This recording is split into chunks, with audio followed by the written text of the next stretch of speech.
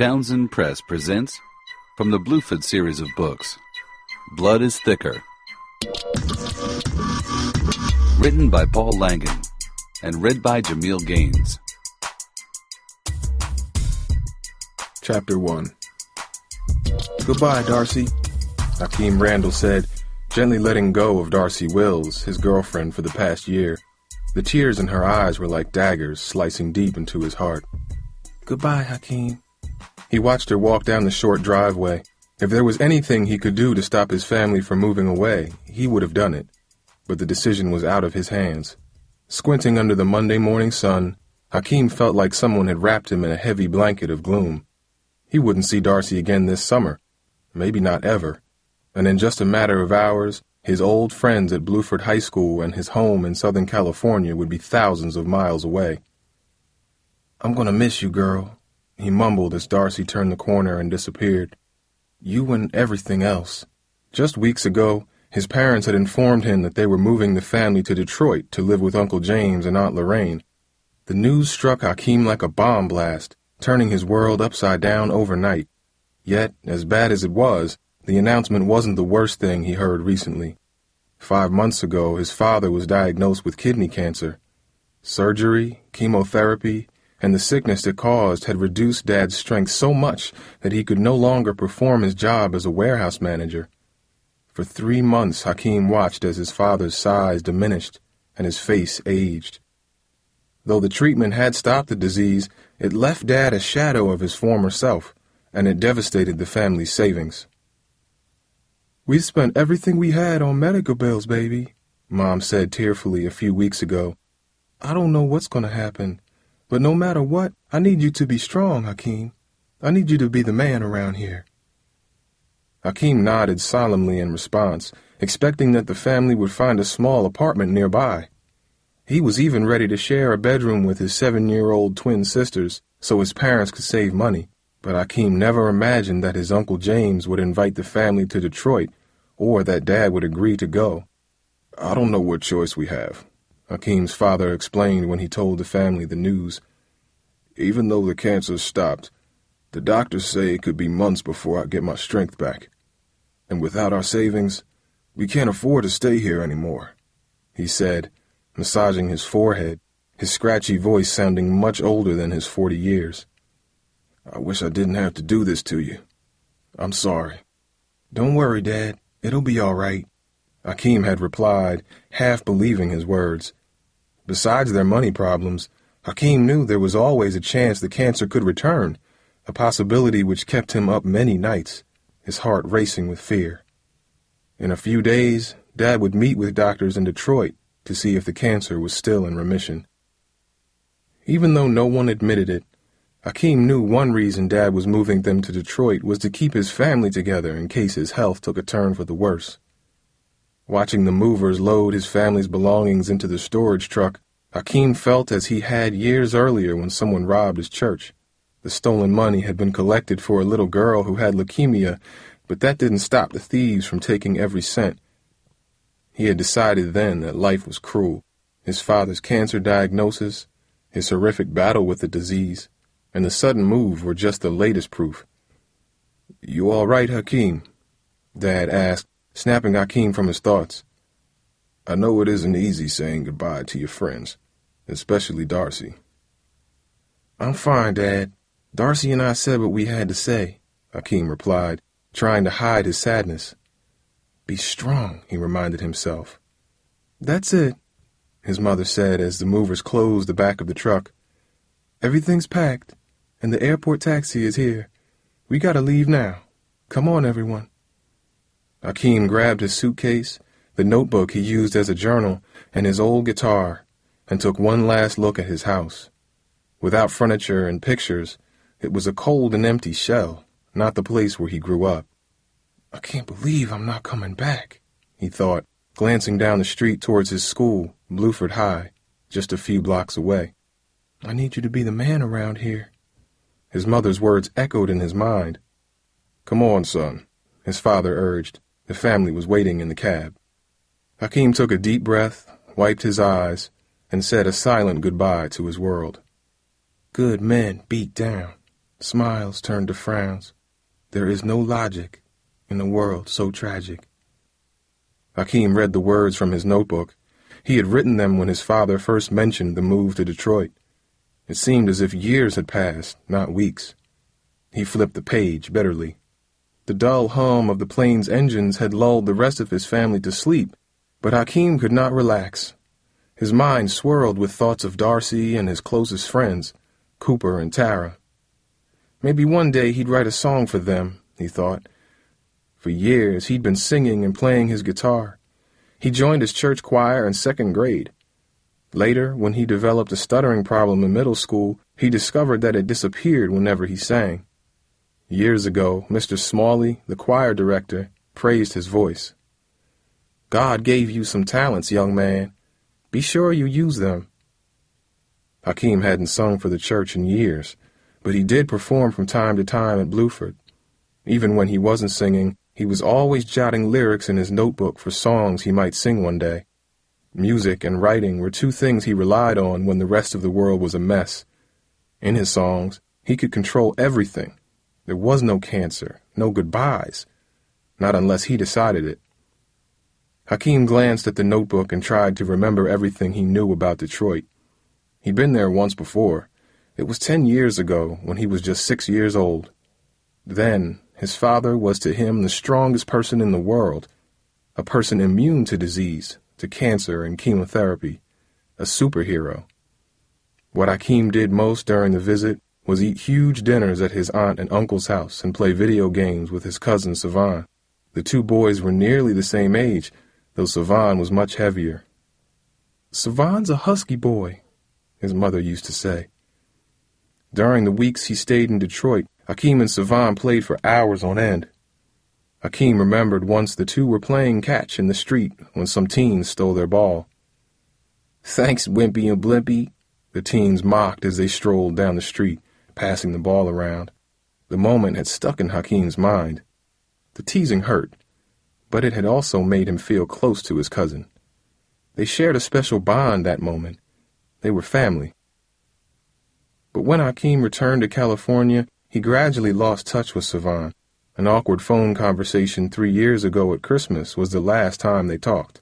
And now, after so many years, the dim memory of Detroit was bittersweet, a reminder of a past long gone. Staring out of the small window next to his seat, Hakeem watched a veil of wispy clouds pass beneath him. His memories did little to erase the hole the move was carving into his life. "I miss home already," he thought, stretching back in his seat and closing his eyes. "I miss home." "Are we there yet? Are we at Uncle James's house?" asked Charlene, one of Hakeem's younger twin sisters. "Almost," Dad said wearily from the passenger seat of the rental car. Since Dad got sick, Mom drove the family everywhere. "You've been asking that ever since we landed," snapped Charmaine, rolling her eyes at her sister. "Can't you just stop talking?" Hakeem yawned and said nothing.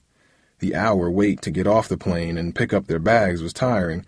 Now the 25-minute drive through city traffic to Uncle James's house felt like slow torture. His sisters only made it worse. "Is this it?" Charlene asked suddenly as the car stopped at a traffic light. "Is this where we're going to live at?" "Shut up," Charmaine groaned. "Girls," Mom snapped, "if you don't stop whining, I'm going to give you both something to whine about."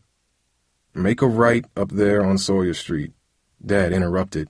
His tired voice silenced everyone. Outside, the houses were older and more densely packed than those back home.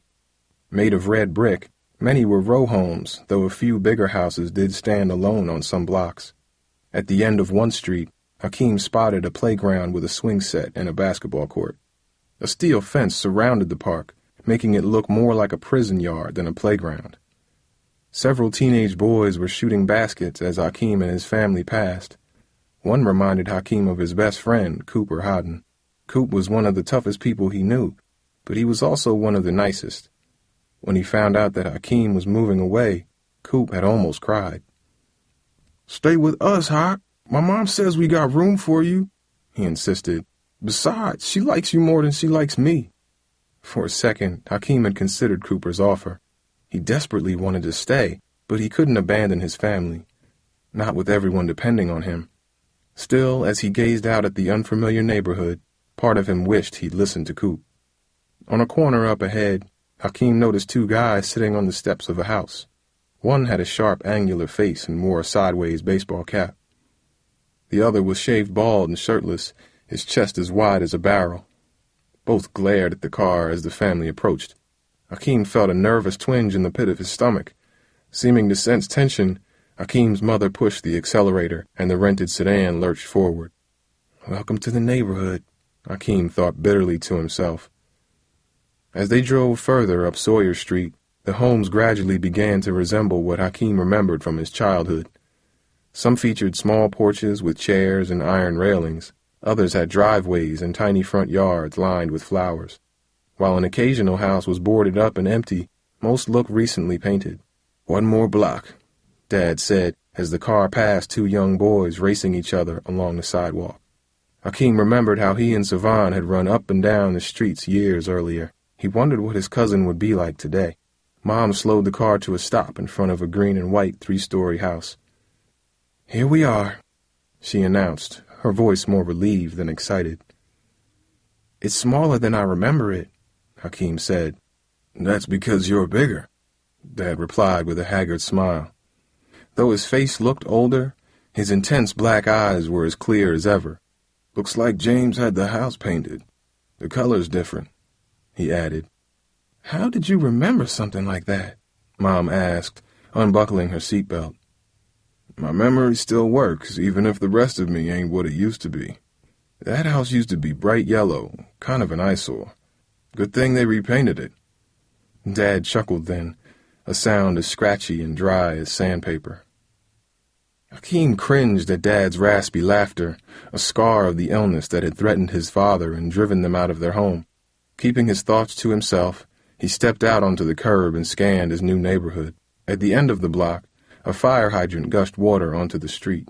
In front of it, a crowd of children splashed loudly, their joyful screeches mocking Hakeem's mood. Somewhere far off, sirens screamed into the summer air, while overhead, a jet plane rumbled across the sky. Across the street, a mottled German shepherd growled menacingly from a nearby porch. Hakeem shook his head at the strange chorus of sounds. He felt as if he'd just been dropped into the center of a strange and hostile world. "They're here!" a husky voice called from behind an open window. "It's about time!" Hakeem glanced up from the trunk and saw a muscular young man with tightly braided cornrows step out of the house and come toward his mother. He wore a white T-shirt and navy blue and white striped athletic pants. A thick silvery chain with a glimmering letter S hung from his neck. Hakeem didn't recognize him. "Savon, is that you?" Hakeem's mother asked. "Savon?" Hakeem's jaw dropped. It couldn't be. The person who stood before them looked nothing like the overweight kid from years earlier. Instead, he resembled a middleweight boxer. "Who else would I be?" Savon asked, strutting down the short walkway with his thick arms swaying from side to side. "What's up, Uncle Henry?" Savon said as he approached the car. "How you doing, Aunt Selma?" Hakeem's mother threw her arms around Savon. "I can't believe my eyes, Savon. My lord, I almost didn't even recognize you. You've grown into quite a young man." "Well, that's what happens when you don't see somebody for 10 years, Savon said proudly. "Last time you saw me, I was just a chubby kid," he added. 10 years is too long for a family not to see each other, Hakeem's mother replied, shaking her head at her own comment. "Where does the time go? You kids grow up so fast." "Oh, don't start getting sentimental on me, Auntie. Looks like we're going to have lots of time now," he added, and then turned to Hakeem. "What up, cuz?" Savon asked, his eyes squinting slightly. "Now, you don't look that different from back in the day. Maybe a little taller, that's all." Hakeem could easily see over Savon's head. He had to be at least 2 inches taller than his cousin. But Savon was definitely more muscular and probably stronger. Yet what struck Hakeem most about Savon was his eyes. They seemed almost angry.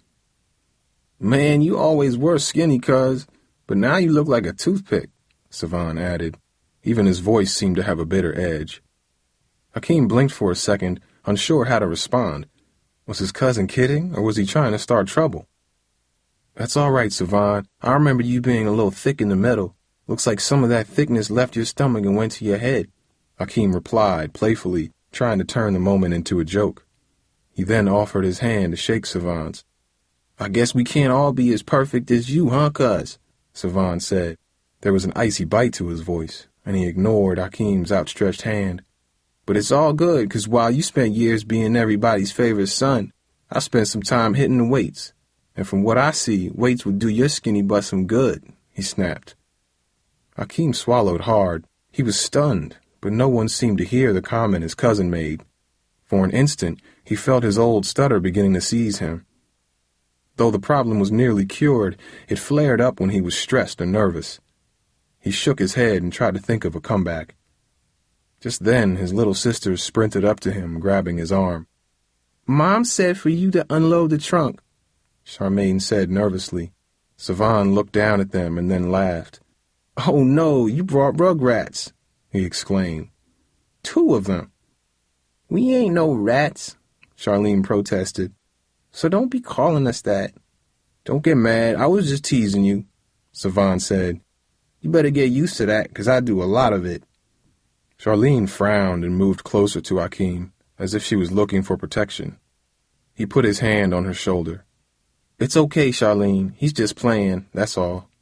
"Oh, thank God you made it," a woman's voice interrupted.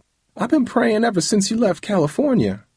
Hakeem turned to see his Aunt Lorraine standing on the porch. She looked heavier than he remembered, but she still had a sweet, round face and a warm, inviting smile. "And look at the toothpick they brought with them," Savon laughed, pointing his finger at Hakeem. "Hakeem's as skinny as he was when we were kids," he added. Hakeem seethed at the comment, but smiled out of respect for his aunt. "Oh, he's just fine," Aunt Lorraine said, waving Savon away with her hand. "And he's good-looking, too. I bet you had all the girls back home chasing after you." Hakeem blushed and shook his head as she came closer to him. "I do okay," he said, thinking of Darcy and their painful breakup. Savon seemed to be annoyed at his mother's comment. He frowned and stepped away while she approached. "I missed you, Aunt Lorraine," Hakeem said, giving her a hug. "I missed you too, baby. It has been too long, way too long. I keep telling myself that all this trouble is a blessing in disguise. It's a way for all of us to get to know each other again." Letting him go, she turned her attention to Hakeem's sisters. "And look at you two!" she cheered, wrapping them both in a massive embrace. "I am so happy to finally see you." Hakeem smiled, nearly forgetting the painful events that had forced them to Detroit. "Come on, Callie boy." Savon's rough voice jarred him like an alarm clock. "We got work to do."